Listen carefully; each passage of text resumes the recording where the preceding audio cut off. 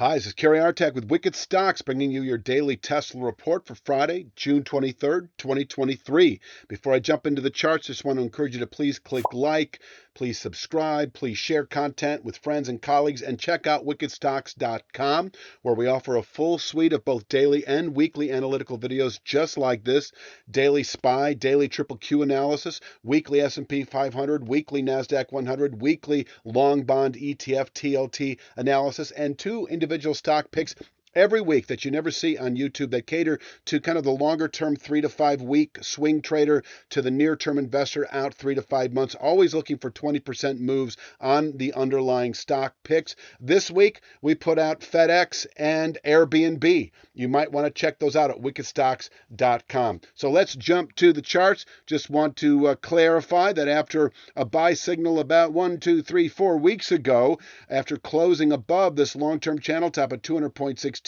we expected as a 2 to 3 month, possibly within 3 to 5 weeks, target the 274.53 rising channel top, which we tested this week and have backed off from. In fact, if we take a look at the daily chart, where are you? You can see that on Wednesday, we put out a key reversal high by pushing above Tuesday's high, closing below Tuesday's low, but we came right back at it on Thursday. So this sort of neutralizes what I would consider to be the potentially bearish effects of Thursday's key reversal high. It doesn't mean the market won't sell off as we move into later July. It may. In fact, I think that is the play right now. We're not destined to fall back to this channel bottom that on the weekly chart. Where are you at? I thought I had that labeled. I do. 178.89 to 200.16. This narrowing zone, the channel bottom at 178.89, in reach over the next few months, over the next couple of months. And so this is true so long as we are unable to close above the 274.53 formation, and that would be by a 1% margin.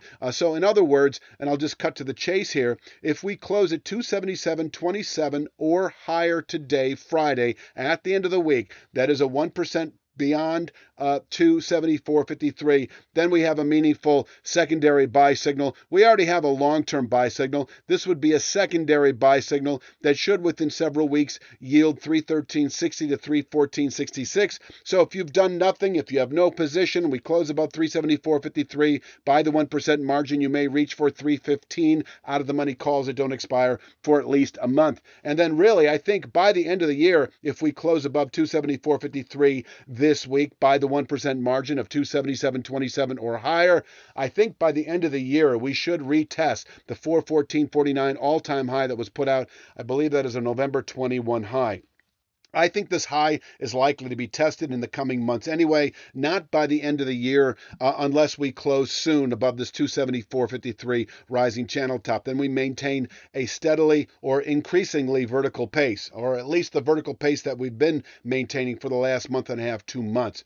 And that kind of covers the upside. But until then, this is top picking territory, this 274.53 formation. If I'm looking at the daily chart, it's 275.53. If we close above 275.53, bottom line, it's 277.27 today, which is the 1% violation of 274.53. This area actually in reach today if we push or open above 268.78. And we're just below that, really, closing in the 264 handle. So 268.78 can contain intraday buying. If we push through 68.78, I think you should expect the 74.53 to 75.53 area. And once again, if we close above 74.53 by that 1% margin, this market maintains a consistently bullish dynamic as we move into later July trade. I've already covered those targets. Now for the downside.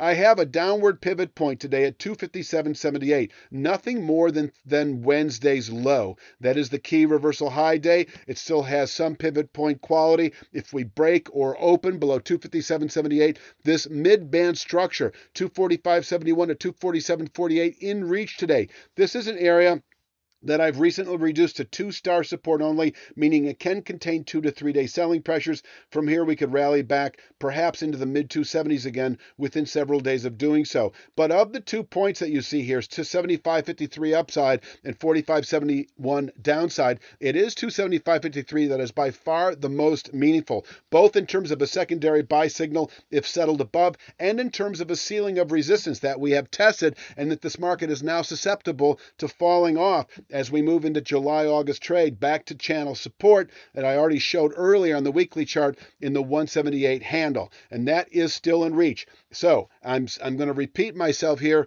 but following the testing this week, and while we are testing this mid 270s, reaching for the 190 out of the money puts is still the play. I don't know if you'll get any gratification out of that in the days and weeks to come. Obviously, if we close below 245.71, that should set off some weakness. But before I say that, let me emphasize 239.98, which you can see way down here in the lower right. That is our downward pivot point into next week. And yes, closing below 245.71 is a sign of weakness, but I cannot disregard this new rising 1/3 speed line that is based in part on Wednesday's high. It is trend defining, and FYI, over the next few trading days as we get into the middle of next week, it converges anyway with the mid 240s. And so, we'll just see how this plays out. If you want to jump on the bandwagon, if you will, if you want to play the short side into next week, you're either A, selling 275.53 on upside retracements,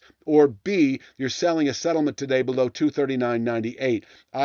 Yes, if we close below 245.71, that is a sign of weakness. But in terms of reversing momentum entirely as we move into next week, for me, it's closing below 239.98. And then I think we've got a 2 to 3 day sell signal with this kind of volatility down to 220.73. This is going to be a meaningful support area. As you recall, it's this high area, 217 February high. We've got a 221.25 still long-term 3/8 Fibonacci level. If you've been watching this for months, you know exactly what I'm talking about.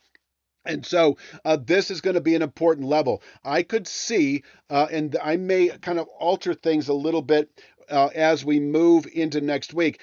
So what I'm saying is that this 239.98 rising speed line, weekly containment now, as it joins the mid 240s in the next few days, it still then also will be a 2-star support. Not significant. The significant levels on this chart are once again 275.53 ceiling and 220.73 floor. 220.73 able to contain weekly selling pressures. Possibly into later July, we could turn back up again. If this thing sells off from the, 275.53 channel top, and if it were to fall all the way back into the 190s, let's say over the next month or two, which I say this market is capable of doing, it is going to be a stair-step approach. We could test the 220.73 speed line over the next week or two, bottom out there well into July, perhaps back into the 270s or higher, this channel top. We could do this before closing below 220.73. We could spend several weeks here. That's why I give this a better part of 2 months in terms of, are we going to actually test this 178.89 a channel bottom?